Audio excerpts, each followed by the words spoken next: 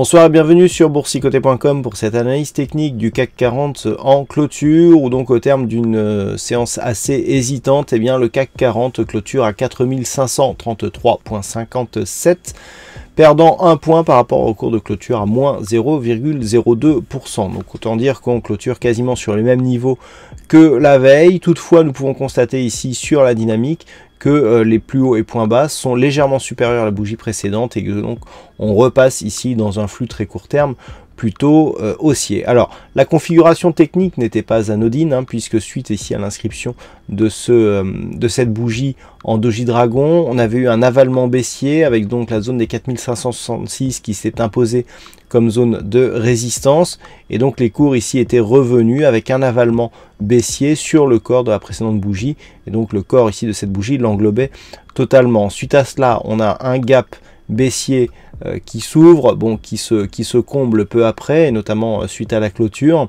mais le gap laissait quand même une impression de poursuite du mouvement, avec là aussi des points hauts et des points bas inférieurs au précédent. Le fait ici d'avoir une bougie avec beaucoup d'ombre en haut et en bas, une grande hésitation donc, mais qui se stabilise et surtout qui vient remarquer ici un point haut par rapport à la précédente, est quand même de nature à inverser le flux court terme, avec notamment des cours qui restent largement au-dessus de la moyenne mobile 20 exponentielle. On a ici un contact bol supérieur, contact que nous n'avions pas eu depuis quelques temps.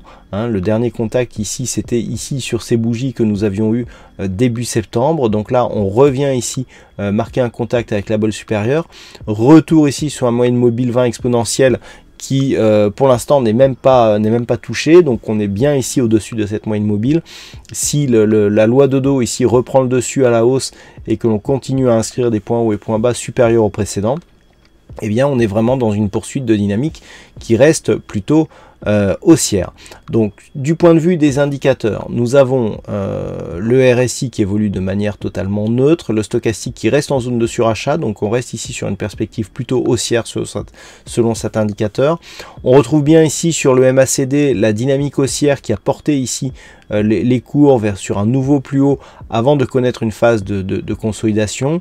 Donc on est toujours sur une dynamique plutôt baissière avec des volumes qui montent. Alors je vais revenir sur ces deux volumes. Nous avons donc des volumes ici qui sont supérieurs à la moyenne, alors que les bougies sont assez hésitantes. Nous allons revenir sur ces bougies avec donc une volatilité qui monte légèrement.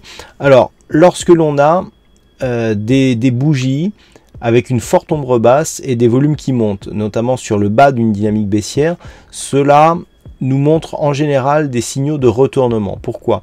Simplement ici, le fait que les cours baissent et remontent et que ceci soit nourri de volume montre que par rapport à la première conviction qui est baissière, puisqu'on vient ici du point haut, eh bien on est ici sur des investisseurs qui reviennent ici à l'achat, qui font remonter les cours, et cela dénote en général de beaucoup d'arbitrage au sein des portefeuilles, puisque je rappelle que l'indice CAC 40 est composé d'actions et que en fait on a beaucoup de volume mais qui finalement s'équilibre. Donc en fait c'est beaucoup d'actions qui s'échangent.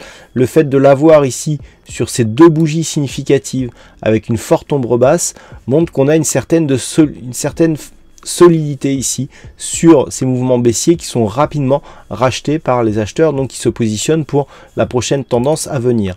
Donc cette configuration ici est plutôt intéressante puisqu'elle nous montre plutôt ici un retournement et une poursuite du mouvement haussier en direction ici des 4597 points.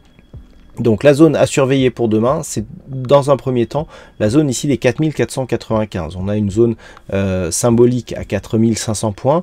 La zone horizontale se situe plutôt sur ce niveau, 4495-96. Tant que les cours restent d'une manière pérenne au-dessus des 4521 points, je rappelle que c'était l'ancienne zone de résistance d'évolution en range que nous avions ces précédentes semaines, on est toujours dans une poursuite haussière. On a tout simplement une résistance, on le voit bien ici sur cette phase, qui se transforme en zone de support. Même si la zone de support ici est attaquée, tant que l'on revient ici pour clôturer au-dessus de cette zone, ça reste plutôt une perspective haussière. Et tant que l'on reste dans cette configuration, donc au-dessus de la moyenne mobile, 4495, 4520, eh bien on reste dans une dynamique haussière dont la perspective se situe sur un retour ici des 4597 points. La zone d'invalidation de cette anticipation se situe sous 4495. On aurait donc une cassure d'un moyenne mobile 20 exponentielle. On aurait ici ce point bas significatif puisqu'on commence à remonter à partir de celui-ci qui serait cassé à la baisse et qui donc serait un signal de retournement et donc de continuité ici de cette première impulsion qui elle reste baissière.